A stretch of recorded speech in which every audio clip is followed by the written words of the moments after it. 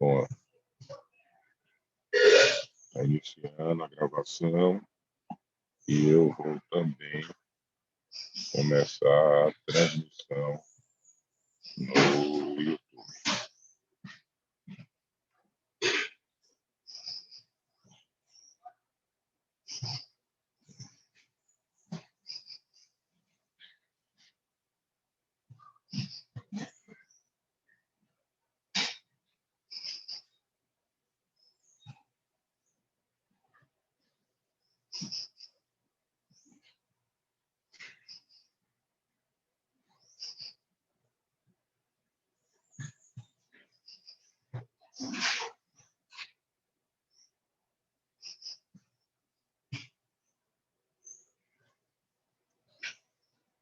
Bom, já estamos também ao vivo pelo YouTube, então vamos começar. Eu coloquei aqui, ouvi você, Elias, e mais alguém que falou, desculpe, eu não guardei o nome da outra pessoa que atendeu. Bom, gente, hoje vocês começam a ver os encontros síncronos, os temas relacionados com sociedade anônima. Bom, o que eu preciso dizer a vocês é o seguinte: a sociedade anônima é bem diferente do que vocês viram até agora, quando estudaram as outras espécies de sociedade. Primeiro, porque a natureza dela não é a mesma das sociedades que foram estudadas. Vocês viram até agora todas as sociedades contratuais e que têm regramento do Código Civil, ao passo que as sociedades por ações, que não é o nome correto, sociedades por ações, por isso fala SA, mas muita gente ainda chama de sociedade anônima, porque antes da reforma, em 1990, né, e a lei de SA teve várias reformas ao longo do tempo, né, ela podia ter ações ao portador, de modo que seria possível não saber quem eram os acionistas, mas isso não existe, não é? Desde 1990, quando todos os títulos, todas as ações passaram a ser nominativos. Bom, então ela tem uma natureza completamente diferente, ela tem natureza estatutária ou institucional. Eu vou explicar por quê, o que difere ela completamente das outras espécies de sociedade. Então, é uma sociedade que originalmente foi pensada para os grandes empreendimentos, mas não necessariamente apenas para grandes empreendimentos. Ela, na minha opinião, e na de muitas pessoas, é a sociedade que apresenta a maior flexibilidade possível, sem fazer muitas operações, ajustar o estatuto e regular a vida da sociedade e as relações entre os sócios, não é? De maneira mais flexível do que as outras espécies de sociedade. Bom, a primeira coisa a se dizer, quando eu falo que ela tem natureza institucional ou estatutária, é que ela não surge de um contrato social, não é? Ela surge de um estatuto social. Lembre-se, o contrato, vocês sabem disso, o contrato faz lei entre as partes, não é? E, portanto, o âmbito de aplicação dele, o âmbito de validade subjetiva dele é apenas para aquelas pessoas que subscreveram o contrato. Aqui na SA é diferente. Na SA, como ela nasce de um estatuto, mesmo que você não tenha participado, né, da elaboração do Estatuto Social e não tenha firmado, não tenha estado presente na Assembleia de Instalação da SA, você se submete também às regras do Estatuto. É mais ou menos como acontece com um condomínio, que quem vai chegando, novos moradores, inquilinos, se submetem ao regimento interno e à convenção de condomínio, porque não tem natureza de contrato. Então, o Estatuto espalha seus efeitos para além daqueles que originalmente o subscreveram. quando da constituição da SA. Outra coisa que é importante saber é que, ao contrário dos contratos, esse estatuto é redigido com a técnica legislativa. Então, você tem não cláusulas, mas artigos, como acontece com as leis. Ok? Então, e isso diferencia, né, significativamente a SA das outras sociedades que foram estudadas até agora por vocês. É importante também vocês saberem que quando eu falo que ela tem natureza institucional, é porque ela se assemelha na sua estrutura a outras instituições. Se nós pegarmos algumas instituições que nós conhecemos, como o Estado, por exemplo, nós vemos que desde a Revolução Francesa, nos Estados modernos, né, você tem uma divisão de funções, que costumeiramente se chama de divisão de poderes. Né? Todos nós sabemos que o poder é uno, né? Mas ele é segmentado para que um possa controlar o outro e tem as suas atividades específicas. Então, se no Estado moderno nós temos a função legislativa, a função executiva e a função judiciária, nós temos também na SA órgãos com funções assemelhadas. Claro que essa comparação aqui é apenas para fins didáticos. Então, se você tem o poder legislativo no Estado, você tem a Assembleia Geral, o poder legislativo, que é formado pelos representantes do povo, e aqui a Assembleia Geral, que é formada por todos os acionistas. E o poder legislativo, que elabora as leis, e a Assembleia Geral, que elabora o estatuto, altera o estatuto. A gente tem também na SA o que seria equivalente ao poder executivo. Que nós temos prefeitos, governadores, presidentes, que são incumbidos da gestão pública, né, do poder executivo, nós temos na SA a diretoria, que é o órgão que reúne os executivos da empresa, os administradores. E, por fim, esse aqui numa aproximação um pouco mais forçada, né, nós temos no Estado o poder judiciário, que julga, né, que decide as questões, as querelas, os litígios, e nós temos, no âmbito da SA, o Conselho Fiscal, que, mutatis mutandis, julgaria as contas dos administradores. É óbvio que não se trata de julgamento, mas, na verdade, o Conselho Fiscal ele examina as contas, emite um parecer, e este parecer vai ser votado na Assembleia Geral para que ela decida. Aí sim, se aprova, se reprova ou se aprova com restrições as contas da administração.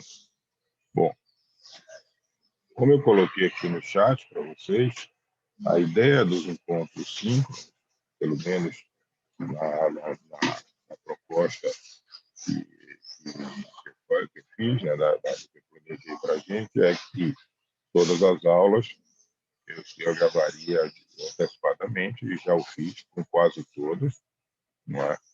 E vocês poderiam assistir elas em vídeo e em podcast, como já estão no Ava Moodle da universidade. E esses encontros servirão para que a gente, diante do que vocês assistiram já das aulas, vocês possam tirar dúvidas, e também serve para que a gente traga convidados, como já tivemos na semana passada, e hoje nós teremos também. Hoje nós teremos, agora pela manhã, o Roberto Lessa, que foi CEO global da empresa, de um grupo chamado Aura Antiaca, que tem diversas atividades. E aqui na Bahia tem uma indústria que fabrica produz aquela água de coco obrigado, que atualmente é vendida no sul e sudeste do Brasil e é exportada para vários continentes. Então, hoje ele vai trazer para a gente, mais tarde, um pouco, a partir das 7h50, essa experiência de comandar CEO, ser CEO de CEO. E pela noite nós vamos ter o Cláudio Medeiros, que é executivo internacional da Odebrecht, passou por vários países, como gerir, né, uma empresa brasileira no exterior, né, e hoje em dia ele já voltou ao Brasil e pode nos contar dessa experiência. Então, gente, depois de eu fazer essa apresentação breve da SA para vocês, eu pergunto se alguém já assistiu as aulas gravadas em vídeo ou se já ouviu o podcast, já está lá há algumas semanas. Alguém já assistiu? Mariana, Velber, Tâmara, Beatriz, Eduarda, Cristiana, Ana Carolina, Elias, Dainimar, Amanda, Suzana, Mariana, Milena, Daiane, Eli, Everline, Daniele, William e Gabriela. Ainda não. Beatriz está me dizendo aqui no chat, Elias também não assistiu. Veja, estão lá já há bastante tempo. Ok? Algumas semanas. Então, o que eu fiz foi isso, gravar para vocês as aulas na proposta que eu considero que foi defendida até por mim como representante dos professores empresarial do colegiado, que as aulas sejam no máximo de 20, 25 minutos para poder não serem cansativas. Não é? A técnica para esses encontros, para esse tipo de ensino remoto, até mesmo para o híbrido, você ter encontros mais curtos para que você tenha durante todo o tempo uma atenção concentrada. Alguém aqui assistiu? Eu tenho aqui só as respostas de quem não assistiu. De Beatriz, Elias. Ninguém assistiu, gente. Veja, a ideia no ensino remoto é que vocês, isso é uma realidade no ensino remoto, no híbrido, é o que se chama de sala de aula invertida. É um processo de aprendizagem que demanda que vocês tomem as rédeas também do aprendizado de vocês com base no conteúdo que os professores, nós não temos tutores na UFMA, que os professores forneçam. É assim que se faz no mundo inteiro. E não deveria ser diferente aqui para a gente. Então, a ideia, como eu disse, é que eu esteja aqui para tirar dúvidas que vocês já estudaram antes, já assistiram, já viram. Eu fiz apenas uma pequena introdução para situar vocês no tema. E ninguém assistiu, né? Vocês vão se encantar, gente, com SA. Porque, de fato, todos os grandes empreendimentos, as indústrias, as empresas mais desenvolvidas, muitas, todas não, mas muitas delas se organizam na forma de sociedades por ações. Do ponto de vista do desenvolvimento do direito societário, o ASA é o ápice do desenvolvimento. Então, por isso que vocês estudam primeiro as outras sociedades para chegar na sociedade por ações.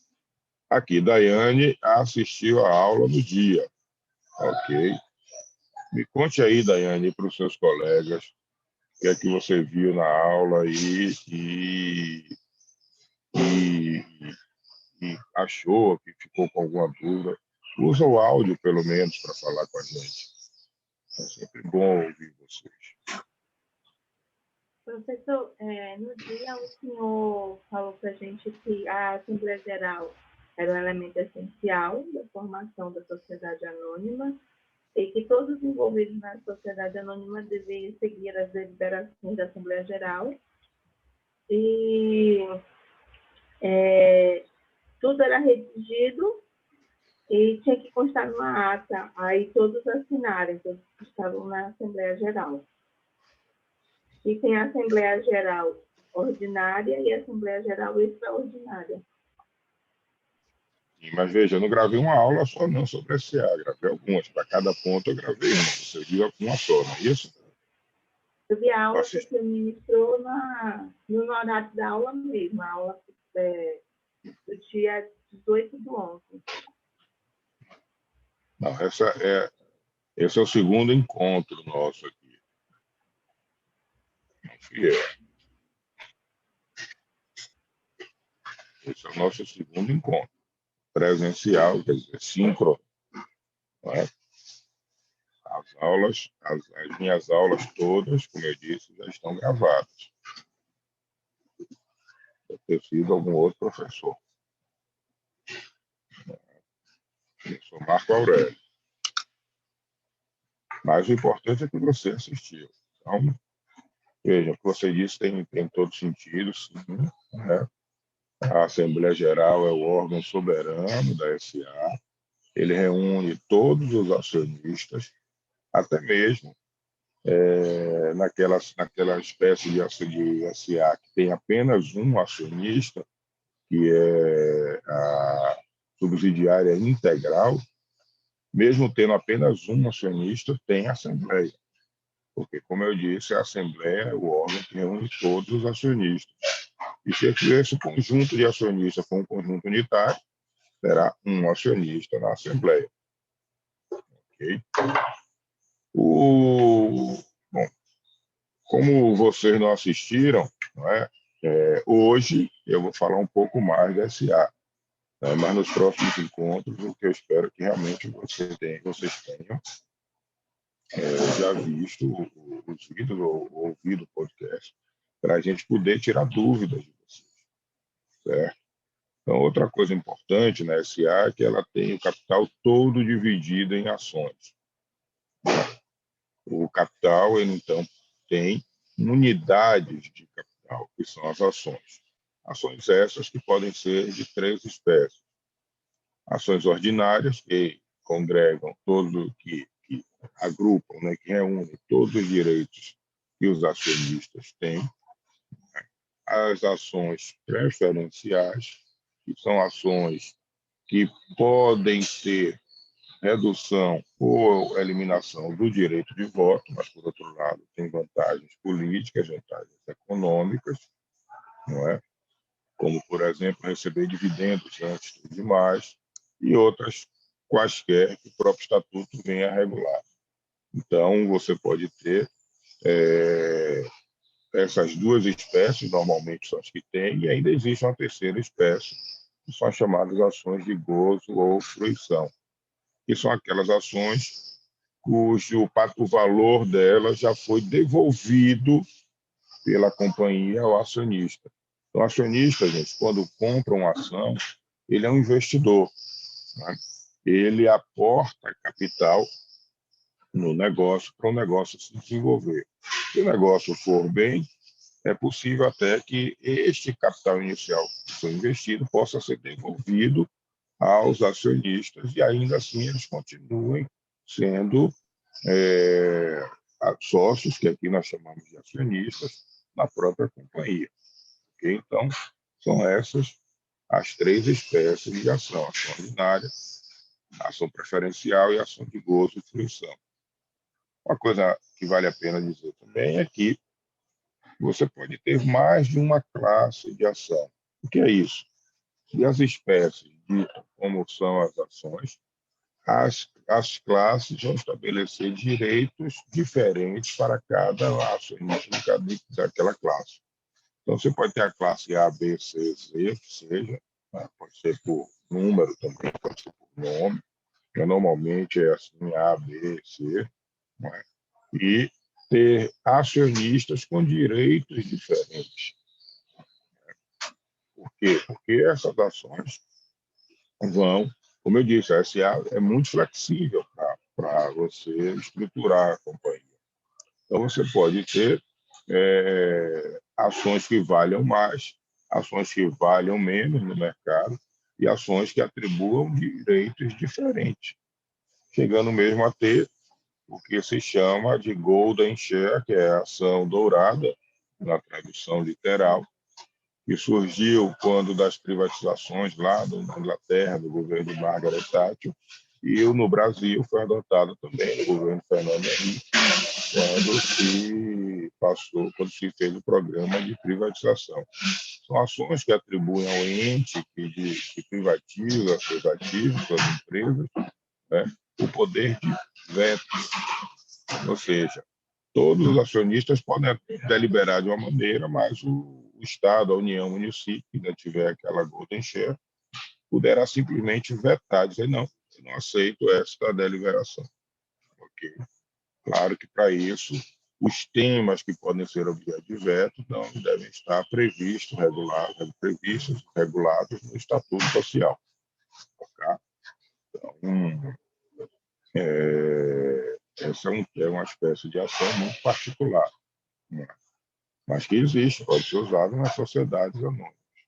Vejam, como eu disse, normalmente as pessoas chamam SA de sociedade anônima, mas o nome técnico, corretamente, é sociedade por ações, ou companhia. É por isso que o nome da SA, né, como ela não é uma sociedade contratual, vocês viram que todas as sociedades que vocês estudaram até agora são contratuais, nascem no contrato social, todas estão reguladas no Código Civil, todas são sociedades de pessoas, ou seja, a pessoa do sócio é importante para que a sociedade possa se constituir.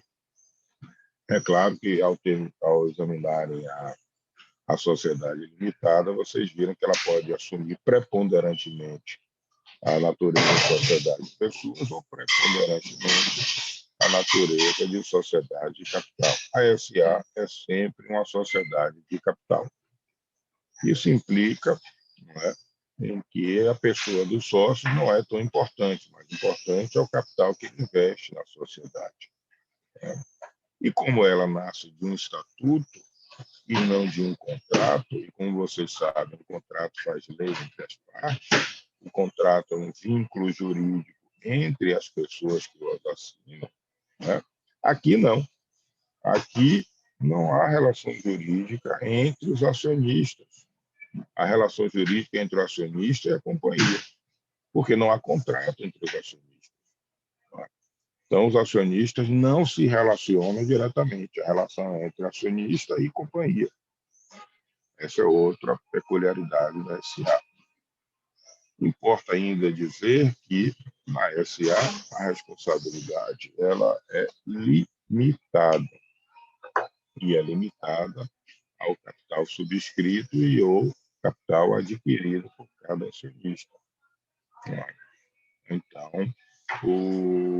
se na limitada, hoje em dia, a responsabilidade é limitada, né, o é agora de uma maneira muito parecida com a SA.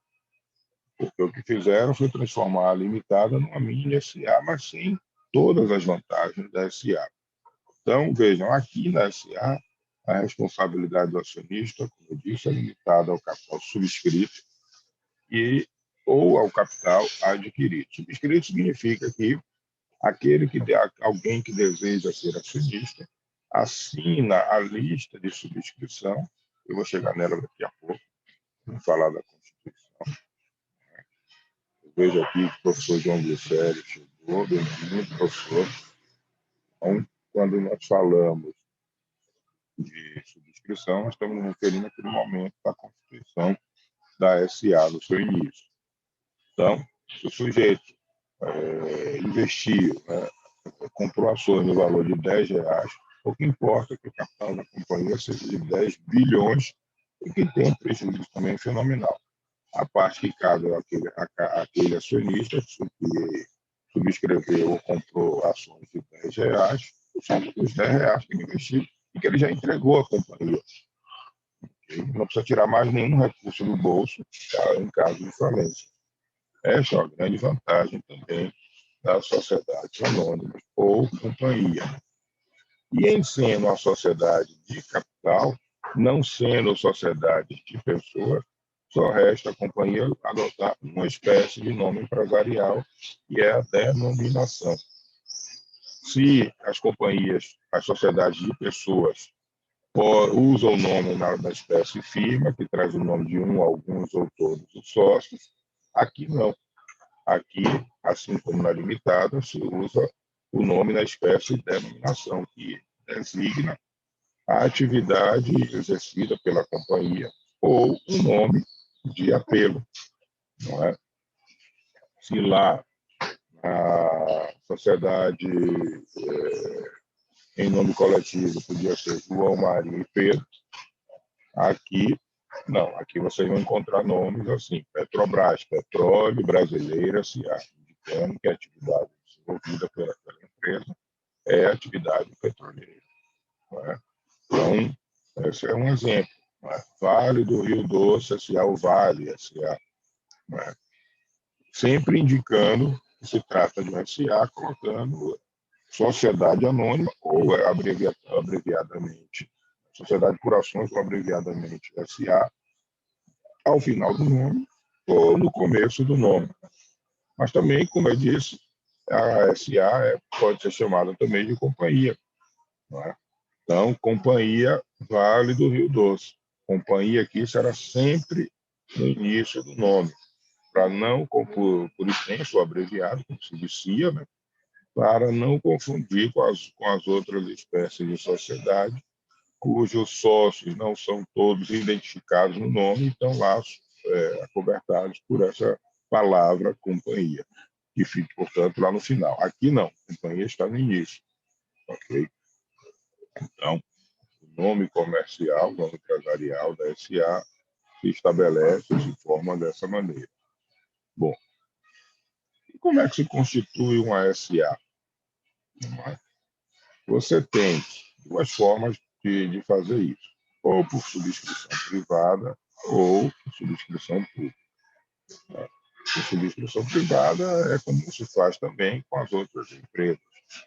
Os futuros acionistas se reúnem, elaboram um estatuto, se reúnem nessa assembleia, ou se reúnem, elaboram esse estatuto, assinam e levam registro na junta comercial. Por subscrição pública, o procedimento é um pouco mais complexo, até porque, por subscrição pública, há a possibilidade, não é, que é destinada a isso, de se obter capital de terceiros, que não sejam aqueles fundadores, ou seja, uma companhia que vai buscar acionistas no mercado. Como é que funciona essa subscrição pública? De modo resumido. Primeiro, você tem que ter pelo menos 2 fundadores para subscrever todo o capital da companhia, e a subscrição é a fase do namoro. Tá? Então, esses fundadores subscrevem todas as ações.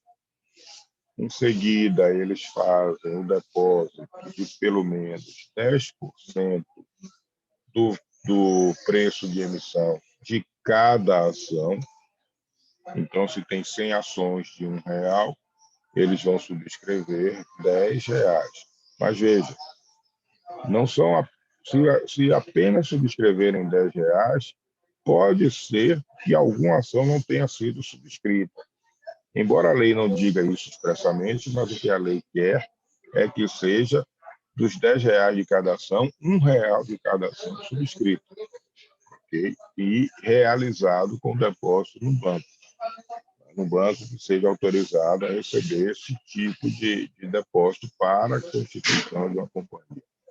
E, portanto, está na fase ainda de constituição. Em seguida, tudo isso eu estou falando resumidamente, vocês vão encontrar a partir do artigo 80 e seguinte da Lei de SA. Em seguida, publica-se edital ou editais em jornais de grande circulação, nas cidades onde houver a possibilidade de interessados subscreverem o capital. Normalmente, o local ou o responsável pela subscrição do capital, né, ou pela intermediação da subscrição do capital, são os bancos mesmo. Então, vamos imaginar que alguém tenha feito, que os fundadores escolheram o Banco do Brasil para fazer a emissão de capital, e, portanto, a subscrição. Então, imaginemos que se pretenda obter acionistas ou atrair acionistas em Salvador, Porto Velho, Curitiba, São Paulo e Belém, por hipótese. Então, nestas cidades vai se indicar qual agência do Banco do Brasil vai ter as listas de subscrição para serem assinadas pelos interessados. Então, nestas cidades, nos jornais de grande circulação dessas cidades, vai se publicar um edital convocando os interessados entre o dia tal e o dia qual, assinarem as listas de subscrição e realizarem, em seguida, o depósito de 10% do valor de cada ação subscrita. Bom, encerrado o prazo de subscrição, se houver excesso de subscrição, ou seja, mais gente interessada em comprar as ações do que a quantidade de ações disponíveis, vai ter que utilizar algum critério juridicamente válido de discriminação para afastar os subscritores em excesso. O que se utiliza normalmente é o critério cronológico, né? Quem primeiro a subscreve tem preferência, quem faz subscreve depois. É um critério juridicamente válido. Então, encerrada a fase de subscrição, não é? Tendo-se verificado que efetivamente 10% do preço de emissão de cada ação foi subscrito e realizado, ou seja, pago, não é? Passa para a fase seguinte, que é a publicação de novos editais nos mesmos jornais. Isso é uma coisa importante. Via de regra, a companhia, a partir dali, publica sempre nos mesmos jornais de grande circulação, todos os seus editais de comunicações. Apenas, se quiser mudar, vai precisar publicar naqueles jornais, dizendo que vai mudar para o jornal tal. Por quê, gente? Porque nós estamos falando de economia popular, de poupança popular. Portanto, as SAs de capital aberto,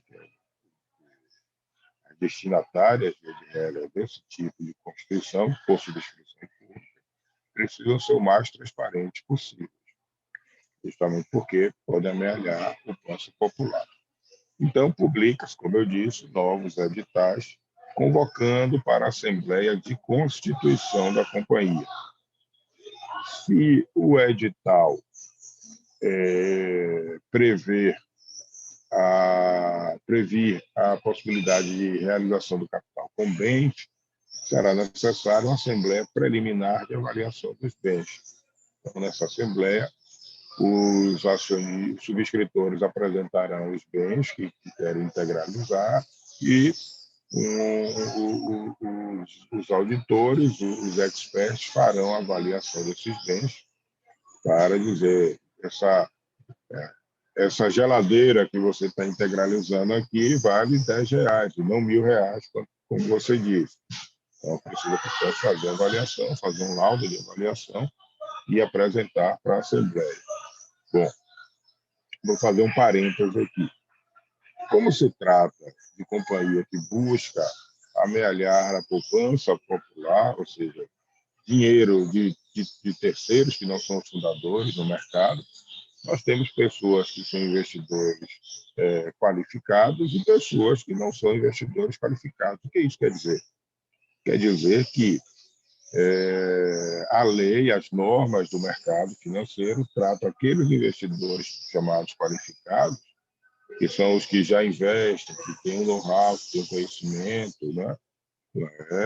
De uma maneira, e tratam de uma maneira muito mais protegida pessoas que não são investidores qualificados.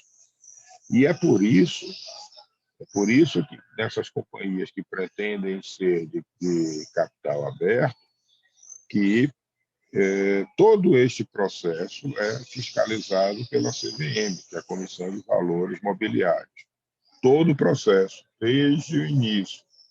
Então, quando os fundadores decidem constituir uma SA, eles submetem o projeto de estatuto e o prospecto para que a CVM examine. Então, a CVM vai examinar aquele prospecto. Se vocês quiserem, podem entrar no site aí da CVM e vai encontrar lá prospecto. Todas as empresas do Brasil que estão em fase de constituição têm os seus prospectos publicados lá para consulta. Não é? Então, a CVM analisa se ela aprovar o projeto de estatuto, que ainda não é um estatuto, um projeto de estatuto, se ela aprovar o prospecto, não é? Que se faz esses passos que eu acabei de falar. Se a CVM entender que não estão de acordo com o que ela exige, ela devolve os fundadores para que possa ser refeito. O projeto de estatuto é o estatuto por vida, que vai ser deliberado, votado pelos acionistas para ser aprovado, modificado ou rejeitado. O prospecto, gente, é o que vocês já devem ter ouvido aí falar de equivalente ao plano de negócio. E no mercado as pessoas gostam de parecer sofisticadas, falam de business plan, usando a expressão em inglês. Ele é um documento que é feito a várias mãos. É um documento que vai demonstrar a viabilidade econômica daquela empresa, para desenvolver aquela atividade naquele mercado, usando aquele capital, usando aqueles recursos. Portanto, é um documento que é feito por administradores, economistas, advogados, contadores. Então, é um documento complexo. Normalmente, é um documento que tem algumas centenas de páginas, não é? E, portanto, tem ali tudo explicadinho para que o interessado em investir na companhia possa ler e tomar uma decisão baseada nos fatos ou nas evidências que estão sendo apresentadas. Bom, então aqui eu encerro aquele parênteses que eu disse a vocês e a gente segue.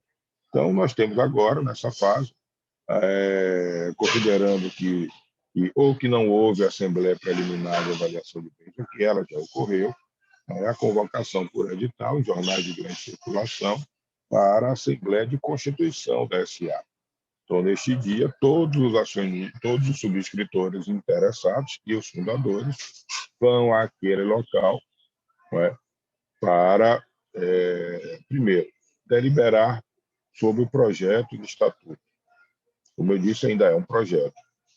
Então, se o projeto de estatuto, que já passou pela CVM, foi aprovado pela CVM, vier a ser aprovado pelos subscritores, não é? Aí sim nós teremos não mais subscritores, teremos acionistas e teremos um estatuto social, que é a norma central, a norma principal da SA. A partir dali, sim, a companhia já existe, porque ela já tem o estatuto. Se, por outro lado, houver modificação naquele projeto de estatuto, que já foi aprovado pela CVM, primeiro, essa modificação vai ter de ser por um dos 4 quóruns de unanimidade que tem na lei da SA. O primeiro deles. Só pela unanimidade vai se poder alterar esse projeto de estatuto. Se for alterado, para ali a Assembleia, devolve o projeto de estatuto para a CVM, para que ela diga se, se aquela mudança que foi discutida na Assembleia é válida ou não. Ok? Bom, mas normalmente não é isso que acontece. Normalmente se aprova, porque exige um quórum à unanimidade para modificar, e eventualmente adiante se modifica, porque os quórums vão ser menores. Nessa Assembleia de Constituição, pouco importa o tipo de ação que você tenha, não é? Cada ação vai dar direito a um voto. Então, como eu disse, uma vez aprovado o estatuto, temos já um estatuto, que não é mais um projeto de estatuto, e passa-se, então, a eleição da diretoria. Se a companhia tiver conselho de administração, que é um órgão que eu não falei a vocês, isso vai ser tratado em outra aula, quando falar mais detalhadamente dos órgãos, inclusive já está gravado isso. Então, se houver conselho de administração, se elege os membros do conselho de administração e estes, via de regra, que escolhem os diretores. Elege-se também os membros do conselho fiscal e elege-se, e, portanto, está aí constituída a SA. Os diretores, então, vão pegar aquela ata, que vai estar subscrita pelos presentes, vão levar registro na junta comercial. É simples assim a constituição por subscrição pública. Okay? É um processo que demora meses. Isso, okay? Ao passo que a subscrição privada redigiu o estatuto, assinou, levou na junta comercial e registro. Ok? Bem, nós temos aí agora uma SA, a gente já sabe como é que atribui o nome, SA, a gente já sabe a natureza da SA, a gente já sabe quais são as espécies de ação, e para que servem as classes.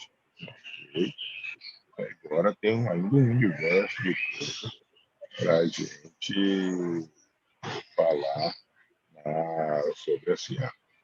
Como que a minha compreensão de aulas remotas, elas não devem passar de 20, 25 minutos, eu abro para vocês, para que vocês me perguntem alguma coisa, se tiverem dúvidas, para então a gente seguir para o encerramento desse encontro síncrono de hoje. Alguém tem alguma dúvida, alguma pergunta? Ninguém? Nenhuma pergunta, gente? Nada? Bom, repito para vocês que as aulas estão no Ava Moodle, elas estão gravadas em vídeo e em podcast, ok? Então, não havendo perguntas, eu encerro por aqui. Agradeço que vocês tenham vindo, a gente tem próximo encontro já agendado. E, por favor, assistam às aulas para que a gente possa ter um debate mais produtivo aqui, ok?